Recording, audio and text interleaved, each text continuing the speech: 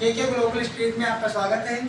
जैसा कि हम आपको पहले पढ़ा चुके हैं, इसमें क्लास 10 की साइंस में फिजिक्स में मैंने प्रकाश का परावर्तन तक पढ़ा दिया था। प्रकाश क्या होता है और प्रकाश का परावर्तन क्या होता है, इसके बारे में चर्चा कर चुके हैं। वैसे इसके आगे कंटिन्यू करेंगे हम लोग। आज इसके आगे हम पढ़ाएंगे आपको दर्पण। दर्पण क्या होता है, पढ़ाना है दर्पण। दर्पण यानी मिरर जिसको हम लोग बोलते हैं, जिसमें हम लोग मान लो हर चीज को, अपने शक्ल को या किसी भी चीज को देखते हैं तो उसको कहते हैं दर्पण। ठीक है, मिरर। ये होता क्या है, तो दर्पण किसे कहते हैं? देखिए, मान लीजिए अगर कोई कांच की एक प्लेट है, जैसे मान लो कोई शीशी है कांच की, तो उसको सिर्फ कांच कहते हैं, दर्पण नहीं कहते। दर्पण तब बनता है जब मान लो ये कोई कांच की प्लेट है, तो इसको दर्पण नहीं कहेंगे हम लोग। इसको दर्पण कब कहेंगे, जब इसके एक पृष्ठ पर हम पालिश कर देंगे।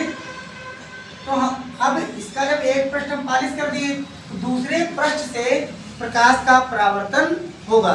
जब प्रकाश का परावर्तन होगा तब हम इसे क्या बोलेंगे, दर्पण का नाम दे सकते हैं। वैसे इसे हम दर्पण नहीं कहते, सिर्फ एक कांच था।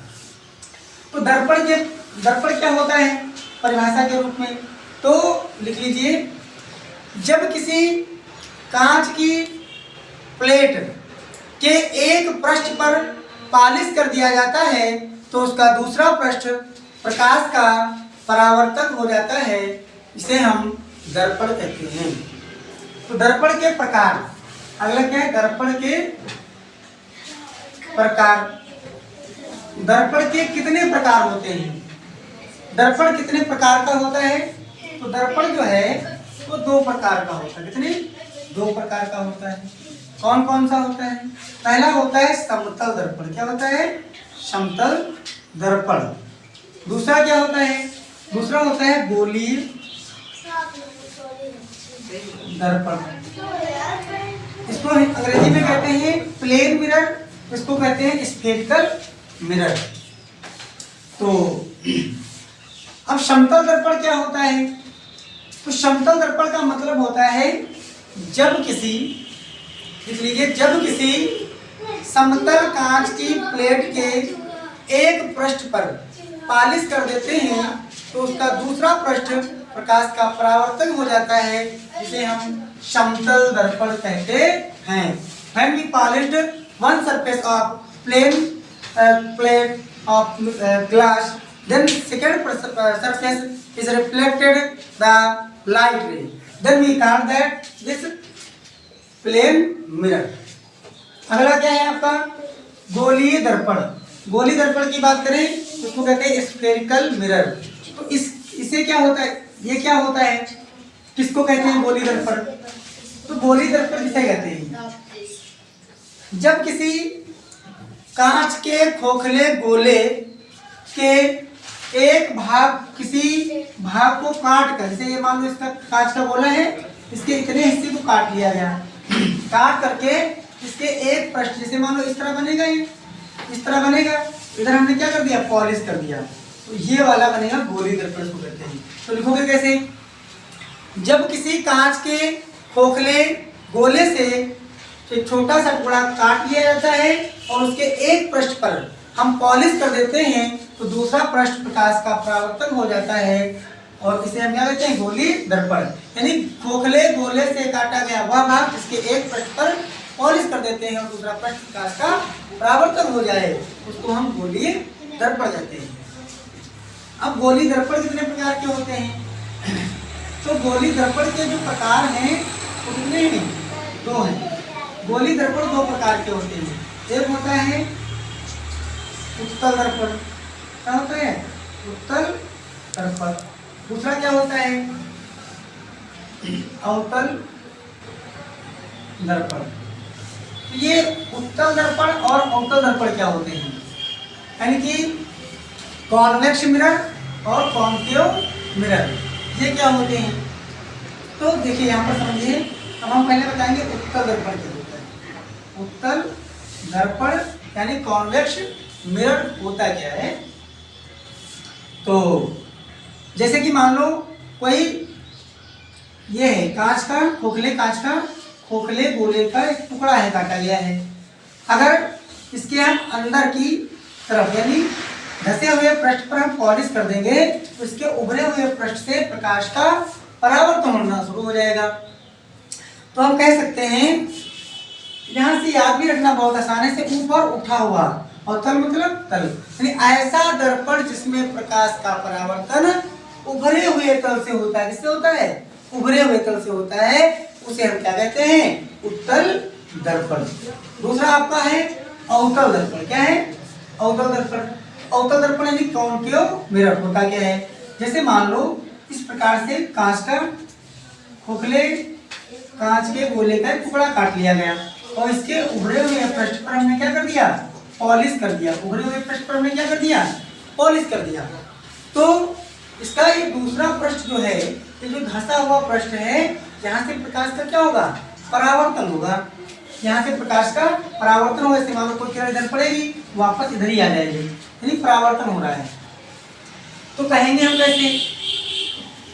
यानी कि ऐसा दर्पण जिसमें प्रकाश का परावर्तन धसे हुए तल से होता है, उसे हम क्या कहते हैं?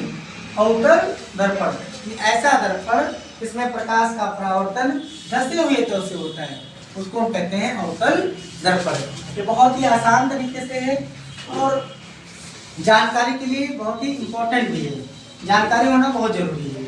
अब हम इसके बाद बात करेंगे चिन्ह प्रपटी। इतना आप लोग समझ गए होंगे और लिख लीजिए।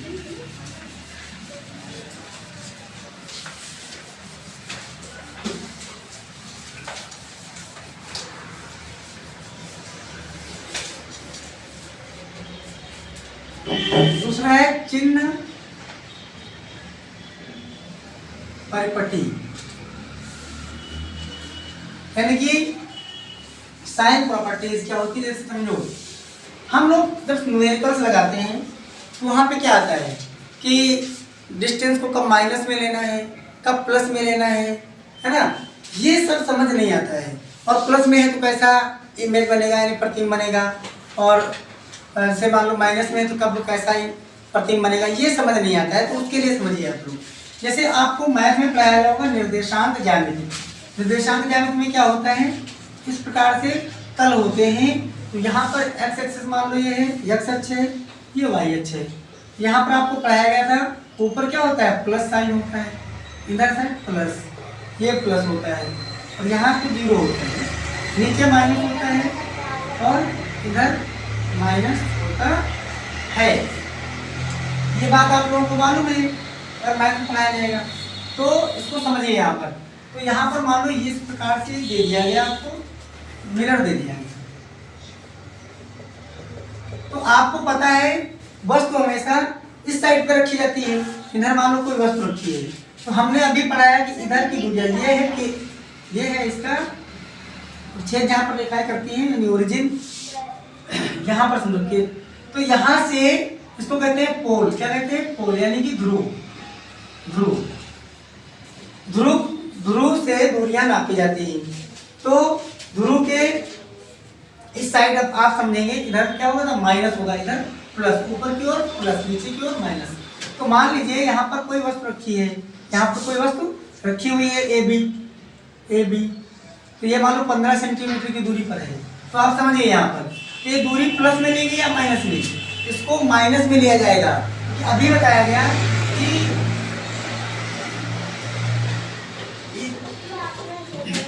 या इधर साइड की दूरियां काहे में होती है? माइनस में होती है, और इसके पीछे की दूरियां काहे में होती हैं? प्लस में होती हैं। ऊपर की प्लस में, नीचे की माइनस में।